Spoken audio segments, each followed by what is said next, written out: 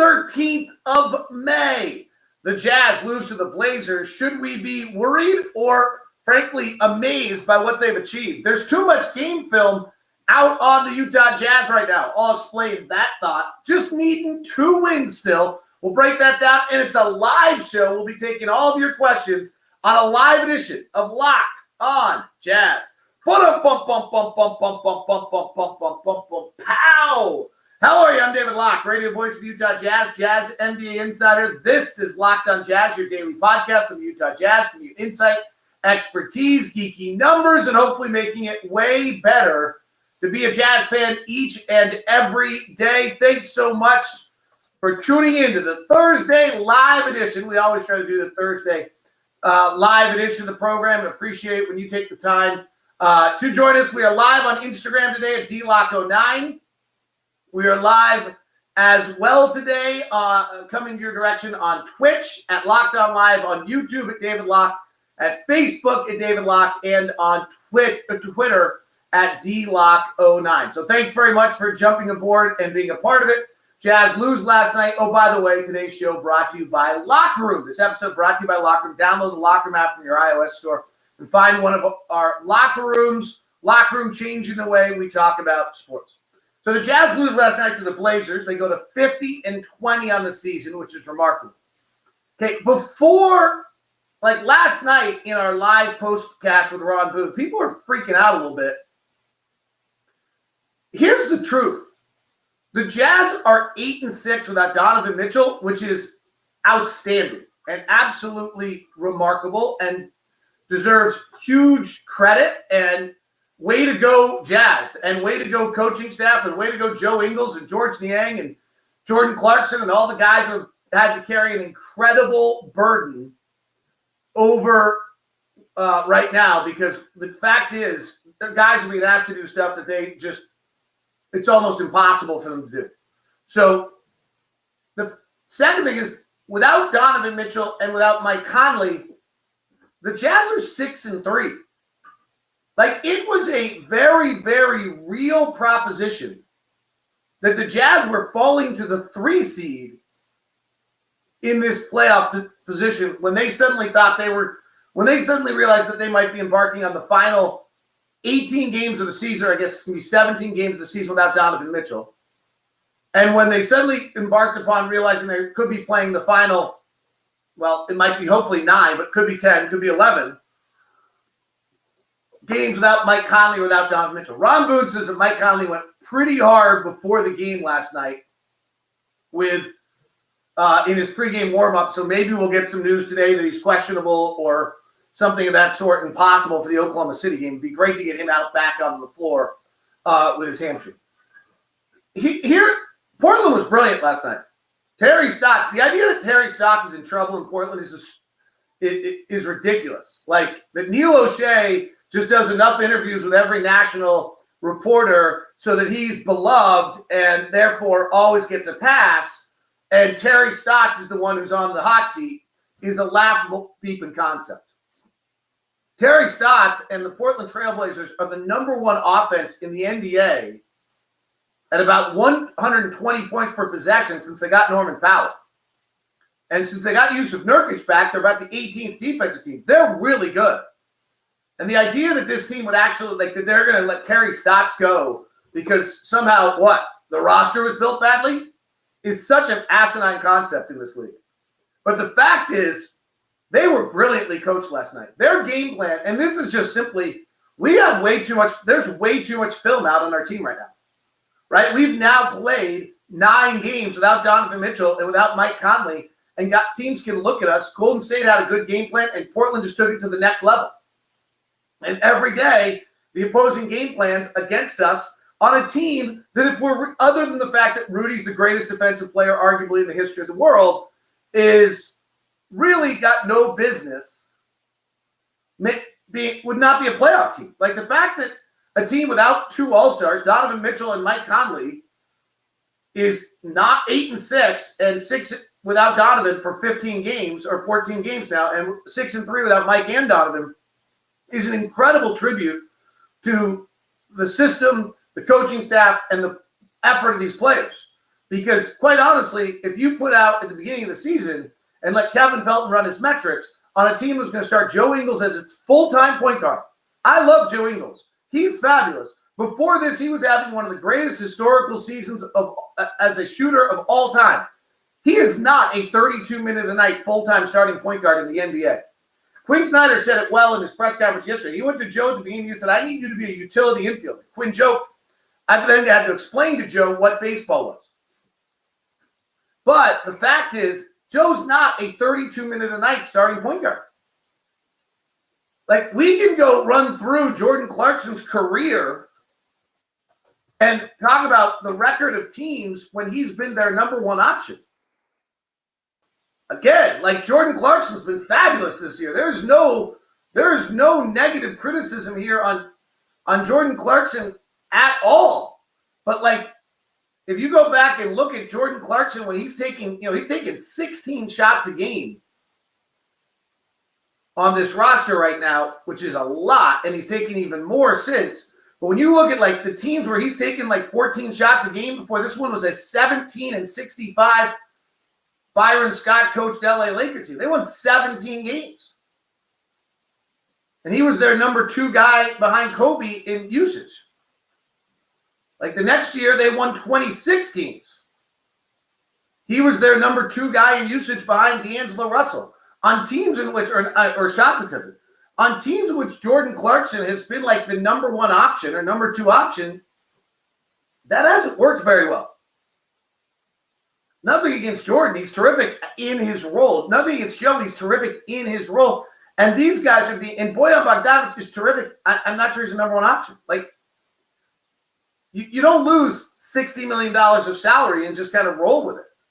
So the fact is that this basketball team right now, that I look at and say, honestly, I don't think that's a playoff team if you're starting Joe Ingles, George Niang, Royce O'Neal, Bojan Bogdanovic, and Rudy Gobert as your starting 5. Jordan Clarkson, Derek Favors, pretty good bench. The fact that they are 6-3 without both Mike and Don, and the fact that they're 8-6 without Don is incredible. And the fact that they still have 2 games they can win to win the number 1 seed is amazing. Now, the scouting report is out. And actually, this concerns me. Like, I don't know that Luke Walton in Sacramento in the last game of the season will execute it. And I'm pretty certain that Oklahoma City will. And I think Oklahoma City will actually be a slog eat for us. But the scouting report is out. Like, if you go and take our guys, and you right now with our roster, and you switch 1 through 5, we don't have a single player on the floor who can play isolation basketball other than Jordan Clarkson. Well, the Warriors exposed that by making us play. They played switching 1 through 5, and we couldn't play isolation basketball and beat people. We don't have that. Then Jordan came on the floor, and Jordan missed a bunch of shots in the first half, but then made a bunch of shots in the second half, and suddenly they were on the ropes. So Portland came out the next day, and suddenly every time Jordan Clarkson got the ball and came off a pick, they ended up double teaming Jordan Clarkson or hard hedging, so he had to give the ball up. All right, that's a pretty perfect game plan. To their credit, like Terry Stotts and his crew had a pretty perfect game plan. And then it was really obvious they were well enough scouted to know to not guard Trent Forrest. So that when Trent Forrest, nice player, 2-way contract, non-drafted, rookie, not a lot of those guys making a lot of impact in important basketball games right now. Maybe one day, but not usually in their first year out of the league. 25% three-point shooter, makes Lonzo Ball's shot out of college look beautiful. Like, it's a struggle for him. And Portland was so well prepared because this game was that important to them that they left him and took Rudy's role away. So now they were switching 1 through 5 with somebody not guarding Trent Forrest. Brilliant game plan. Tip the hat. Great job by Terry Stotts and his crew. He's a great coach. The coaching in this league is amazing. And those that are bad stand out so obviously. It's incredible. Like, actually, in retrospect, run through our most recent games, and the coaches that actually didn't have a game plan and hadn't scouted us and weren't prepared for it, it's kind of stunning. It's kind of stunning how bad some of these coaching jobs against us recently have been when teams did not adapt in any way, shape, or form to who we are. Steve Kerr, Terry Stotts, in what were virtual playoff games, suddenly coached it exactly that way. And our guys are dead. Joe Ingles is playing 32 minutes a night as a starting point guard. Run through the guys that Joe Ingles has recently had guarding him. Like last night, Joe Ingles had Robert Covington picking him up full court on every possession. In Phoenix, he had Mikal Bridges picking him up on every possession. In San Francisco, he had Kent Bazemore for much of the night. Denver threw Aaron Gordon at him at times. Spurs had DeJounte Murray on him. Toronto had OG Anunoby on him. Joe Ingles, in his last 8 games, has had literally Mikal Bridges, probably first or second team defense. OG Anunoby should be. DeJounte Murray has been first or second team defense. Denver had just Aaron Gordon as mammoth guarding him for most of the night. Houston didn't have anyone. Joe had 14 points, 6 rebounds, 7 assists. Kent Bazemore, and then last night was Robert Covington, who thought was a great defender. And so, no surprise that Joe is suddenly shooting 41% from the field and 32% from 3 over his last 8 games, playing 32 a night. He's battling his ass off. But he's exhausted. Absolutely exhausted. So, hey, I got no worries. Let's see if they can go get the last 2, and if they don't, they don't. But the chance was, really 2 weeks ago, if we're honest, the concern was whether or not the Jazz were going to be the 3rd seed. So to me, the fact these guys are battling is kind of awesome. There's some things that are rearing their ugly head, but, I'm not too worried. I'll run through 1 or 2 of them. You can decide, and then I'll get to your questions. You can decide whether you think that they are that big an issue. Today's show is brought to you by my friends at grip6.com. I got a great tweet the other day. The belt is amazing. I got the honeycomb belt. And, oh, by the way, the wallet's awesome, too. The wallet builder is back.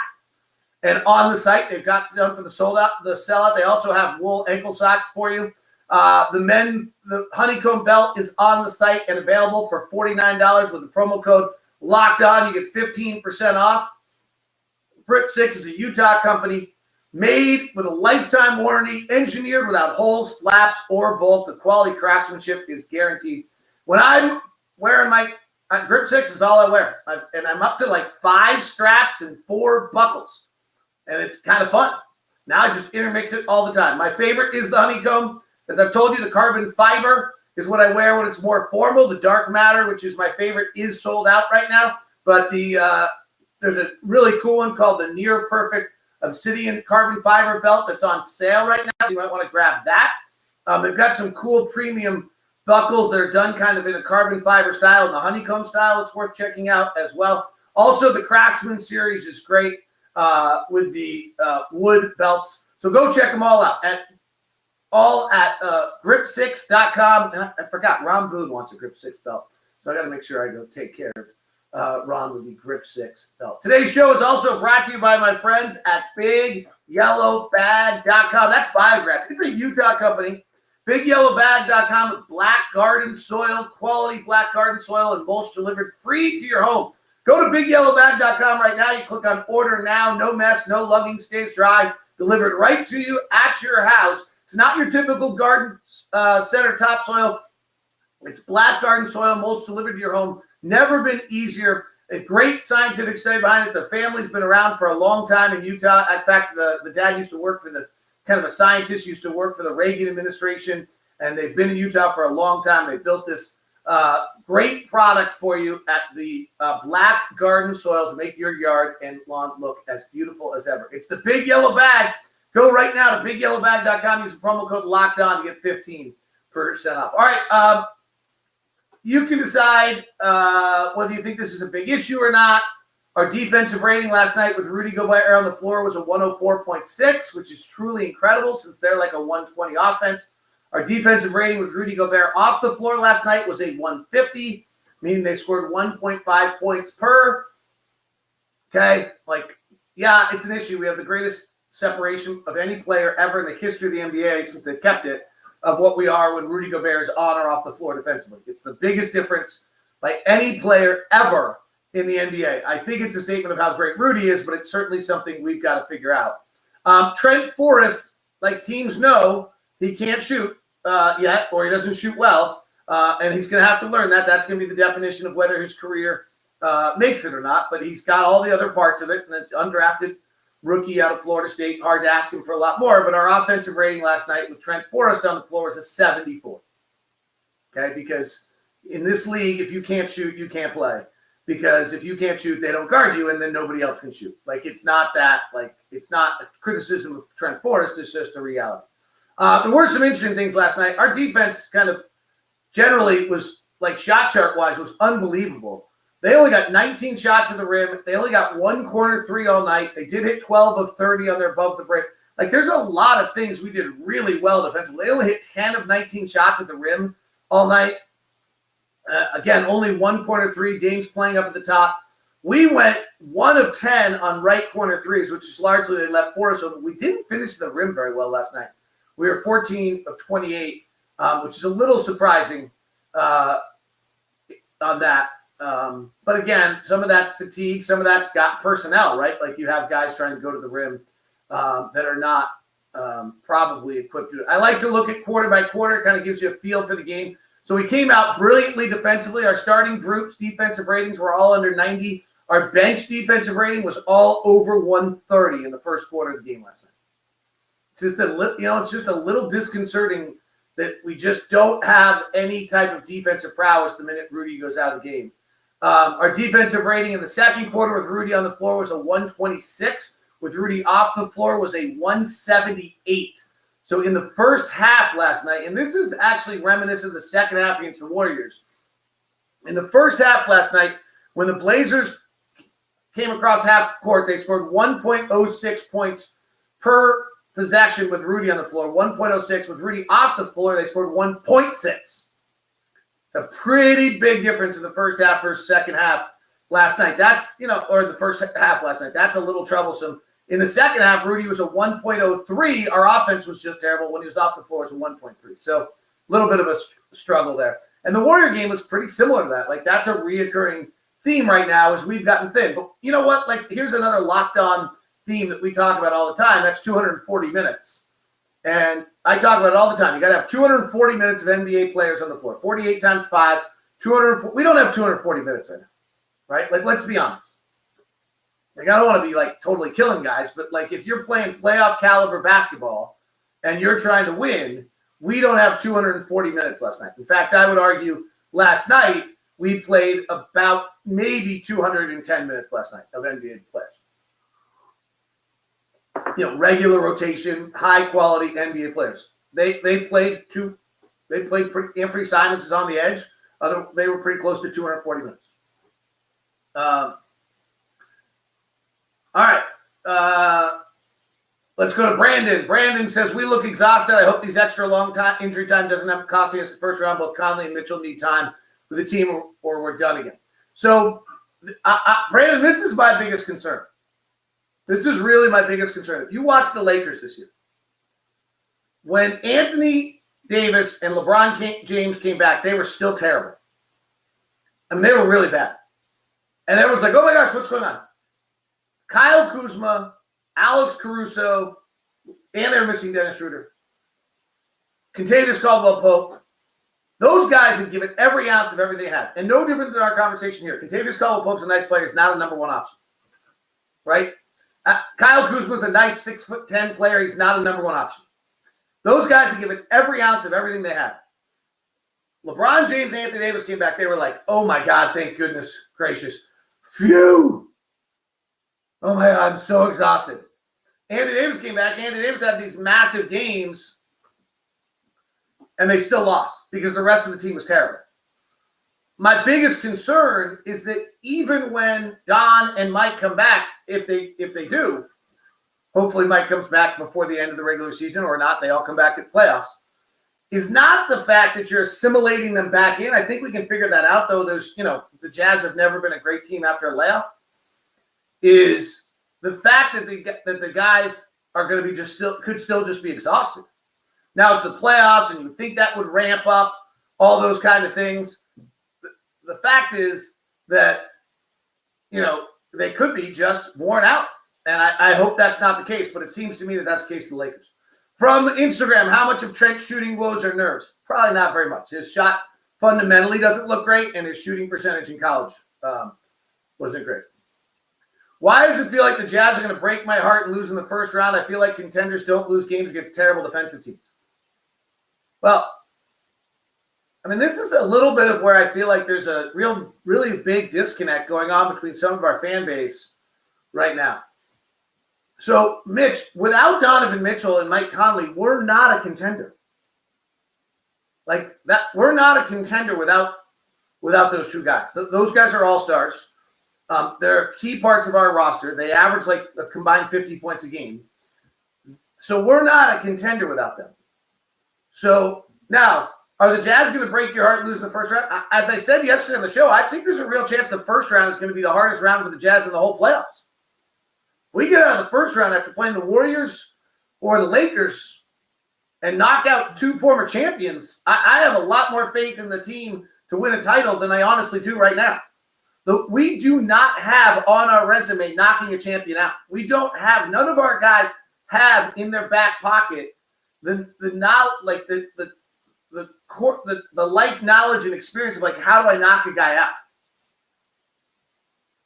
And you got to knock out Steph Curry or you got to knock out Anthony Davis or LeBron James. That's real.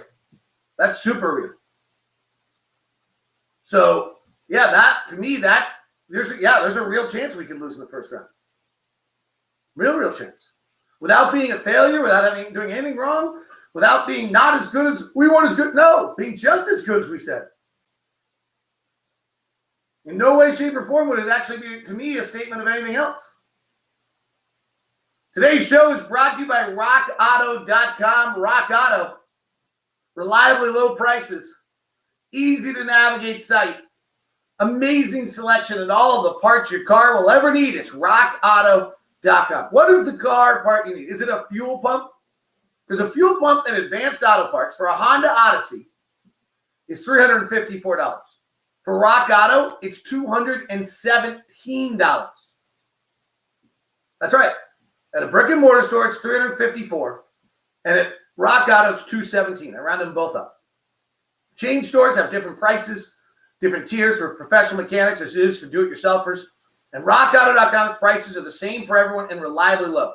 RockAuto.com always offers the lowest prices possible rather than changing prices based on what the market will bear, like airlines. Rock Auto is for everybody and does not require membership or account login. And in fact, is the exact same price for do-it-yourselfers as it is for professionals. Unique, easy to navigate, old school website. Quickly see all the parts available for your vehicle. Choose the brand, specifications, and prices you prefer. Best of all, prices at RockAuto.com are always reliably low. Same for professionals as it is for do-it-yourselfers. Why spend up to twice as much?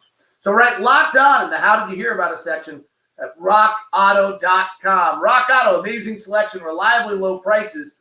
Always, all the parts your car will ever need. It's RockAuto.com. All right, NBA schedule today. Let's go to Bet Online. By the way, they've just released the Jazz game on the final night of the year, despite Sham's report that all the games will be played in this like 3-hour window in this greatness. It does not seem to be true. Instead, it looks as though we will be playing at Sunday night at 7 o'clock Mountain Time. So we'll be playing one of the last games of the year, 7 o'clock Mountain, 6 o'clock Pacific against Sacramento. It will not be all those games taking place in the same time. I don't know. I don't have any great insight of what impact that is. All right, Bet Online tonight. Clippers are -8 against the Hornets. Bucks are -8 against the Pacers. Atlanta's -14 against Orlando. Philadelphia and Miami, big one. Miami's -2. Memphis and Sacramento, big one. Memphis is not done possibly being the 8th seed, by the way. -8 against Sacramento. The Nuggets are -4 against the Timberwolves, and Phoenix is -4.5 against Portland.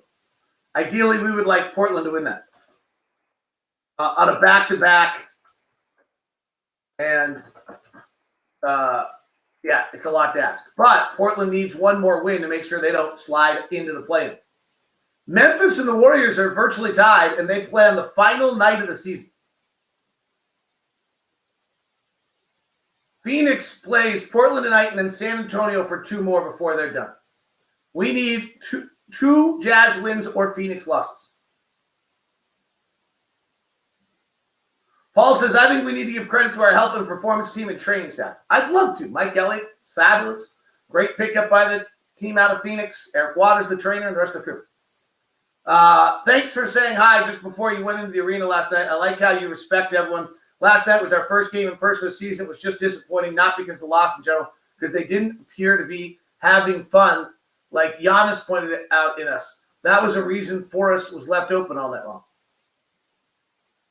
Not sure I followed that. But it was nice to see. People should be freaking out. This team is going to be playing the Lakers in the first round. Phoenix is going to get the number 1 seed. They'll be one and done again this year. Well, that's a possibility.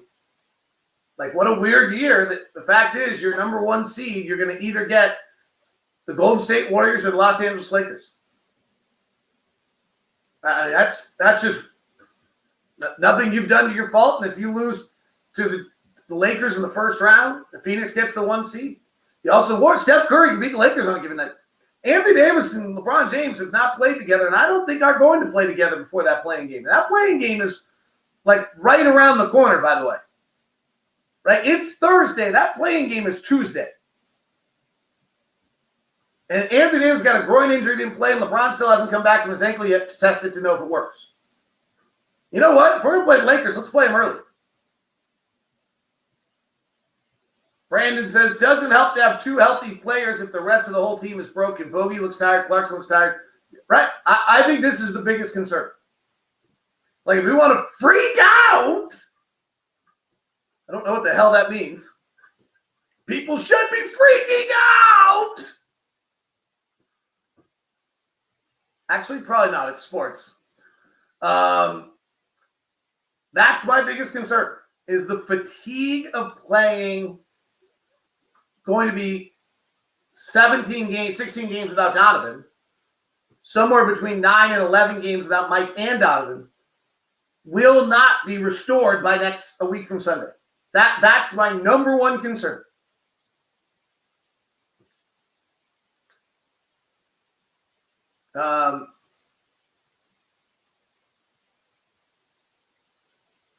Del Toledo. Stotts in Portland only plays 8 guys. Yeah, they're in like playoff mode right now. Has he always limited number of players? No, he's in playoff mode. Will the Jazz play 8 or 9 players in the playoffs? If so, who loses their minutes?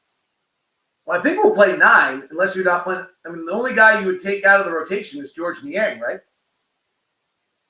Like, unless George Niang really can't guard someone, which he's done a good job of all year, or the speed of the game means that George Niang can't make his shots, then I think you're playing 9 guys. George has been great. The one beauty on George, never bypasses a look. And I think that's important. I've always thought we should run more pick and roll with Bojan as the picker to take advantage of the rim attack versus smaller guards. Well, depends what they're doing. So chances are, Andy, they're going to switch that. So it's a small pick and roll. They're going to switch it, whoever it is. So you're really only running the Bojan pick and roll in end-of-quarter situations. We run it a lot with Donovan, where he peels off Donovan. That's been pretty successful. We started running it more with Clarkson. Or if you're trying to get a specific matchup, so in like Carmelo out on the floor, if he's guarding Bojan, you might run him off a pick so that Jordan Clarkson ends up going on Bojan. But if you're running a Bojan ball screen pick and roll with Bojan as the picker, then you're going to end up with just a switch. And that's all it is. Brandon, I saw your latest thing. Stop while you're ahead. You've like stretched it too far. You've now officially gone nuts. I've noticed that Bogey turns the ball over too much when he is backing up defenders while forcing shots. What does need to change? Ron Boone talks about the broadcast. He really shows the ball too much. He comes through trying to swing through to draw a foul, and he shows the ball too much. So they have to work on him to try to fix that, according to Ron. He knows better than I do. I don't have any idea how to play traffic in the NBA. But, I mean, to that point, Bogey's one of the worst isolation players in the NBA. He's like a 0.7 points per isolation, I think I saw on NBA.com/stats. And so that's where you end up with Bogey playing those minutes in isolation, them switching. It's awfully hard. From Hal, which could be my dad, but I'm not sure. 2 watching. Jazz and Lockers suffer from. Oh, actually, that's not my dad. I promise you that that's not my father. Wait, I want to make sure I got this one. Jazz and Locke suffer from BLM. They do not respect law officers. The sacrifice fallen. Yes, very few. March and step on the flag and call. Please, pigs. Hey, by the way, you said you were never watching it again? Go away. So, no, that's not my dad. I pretty much promise you that. My dad is Hal. Will Conley play the last 2? It could be as much needed lift. I think there's a chance he plays the last 2. He went only off base what Ron said is that his workout was super hard the other day. And honestly, the Jazz haven't announced that he's not available. Like they announced that Donovan's not playing again, and they didn't do and they didn't announce that. If the Lakers don't make it out of the play-in tournament, do you think the league will do away with the new format? No, I think this has been like the greatest rule change. I talked about it in Locked On NBA today with Ben Gulliver. I think this is like the best rule change ever in the history of like professional sports. I think it's incredible. I think it's added incredible intrigue. Portland played hard last night. They'll play hard again tonight. Dallas played super hard last night. Memphis is playing hard. Like, teams are playing much harder right now than they would be otherwise. So it's pretty amazing. All right, that is locked. Craig asked an interesting question to close it up. At what point do the Jazz decide to bring a player back? Do they need to be 180%? I mean, I actually just think you have to be healthy. Like 80%, I think that's a made-up media concept. I think players just have to be healthy and be able to play and not at risk of re-injury.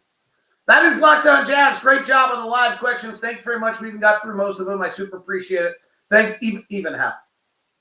Thanks very much.